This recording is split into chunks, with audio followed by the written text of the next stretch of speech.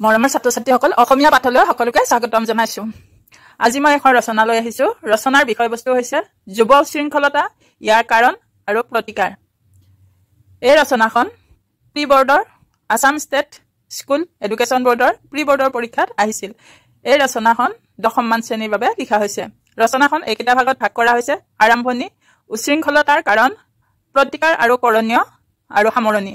আশা কৰিছো তোমালোকে এই ৰচনাখনৰ পৰা উপকৃত হবা।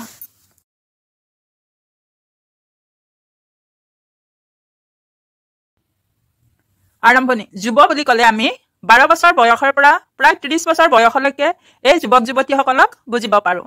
উশৃংখলতা বুলিলে এই বয়সৰ যুৱক যুৱতীসকলে কৰা উশৃংখল তথা বেয়া আচৰণসমূহকে বুজো। তেওঁলোকৰ যি আচৰণে সমাজত বিশৃংখল আৰু অশান্তিকৰ পৰিস্থিতিৰ সৃষ্টি কৰে, সেয়া হৈছে যুৱ উশৃংখলতা।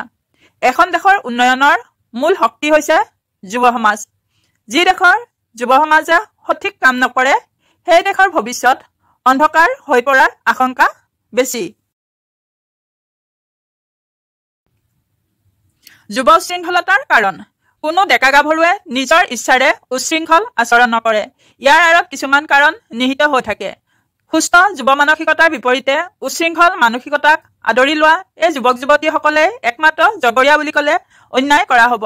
যুৱ সমাজৰ কিছু সংখ্যক বিপথে যোৱাৰ কাৰণ বিচাৰিলে আমি এই কাৰণকেইটা পাওঁ: পৰিয়ালৰ অৱস্থা, শিক্ষা ব্যৱস্থা, সমাজ তথা বন্ধু বান্ধৱৰ প্ৰভাৱ, সামাজিক মাধ্যম আৰু মানসিক চাপ।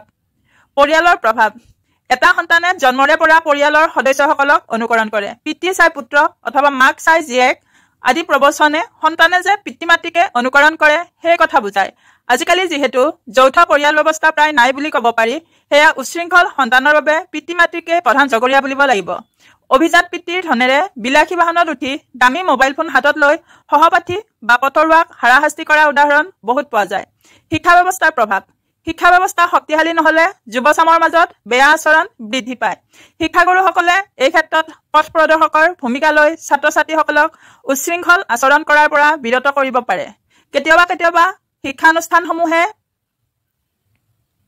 যুৱচামক সুশৃংখল কৰিবলৈ কঠোৰ অনুশাসনৰ পদক্ষেপ ল'ব পাৰে। সমাজ তথা বন্ধু বান্ধৱৰ প্ৰভাৱ: আজিকালি সমাজৰ বান্ধোন কম হৈ আহিছে। উন্মুক্ত বান্ধোনহীন সমাজৰ নিয়ন্ত্ৰণহীন ব্যৱস্থাই যুৱ সমাজক উশৃংখল আচৰণ কৰাত সুবিধা প্ৰদান কৰে। তাৰোপৰি বন্ধু বান্ধৱৰ সংগত পৰিও বহুত ল'ৰা ছোৱালীক বিপথে পৰিচালিত হোৱা দেখা যায়। সামাজিক মাধ্যম: সামাজিক মাধ্যমৰ প্ৰভাৱ যুৱচামৰ মাজত অত্যাধিক দেখা যায়।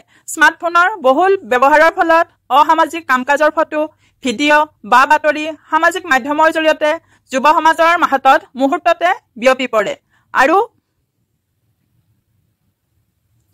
যুৱক যুৱতীসকলে তেনে আচৰণ কৰিবলৈ উৎসাহিত হৈ পৰে। মানসিক চাপ: যুৱচামৰ পঢ়া শুনা, কৰ্মসংস্থাপন আদিক লৈ যথেষ্ট মানসিক চাপ থাকে। লগতে সমাজৰ ককৰ্থনায়ো মানসিক উদ্বেগৰ সৃষ্টি কৰে। এই মানসিক চাপৰ বাবে যুৱক যুৱতীসকল মাদক দ্ৰব্য, চিগাৰেট, ড্ৰাগছ আদিৰ প্ৰতি আসক্ত হৈ পৰে। প্ৰতিকাৰ আৰু কৰণীয়: যুৱ উশৃংখলতা ৰোধ কৰিবৰ বাবে অভিভাৱক, সমাজ, শিক্ষানুষ্ঠান, চৰকাৰ আদি সকলোৱে বিভিন্ন কাৰ্যপন্থা হাতত ল'ব লাগিব। দেশৰ ভৱিষ্যত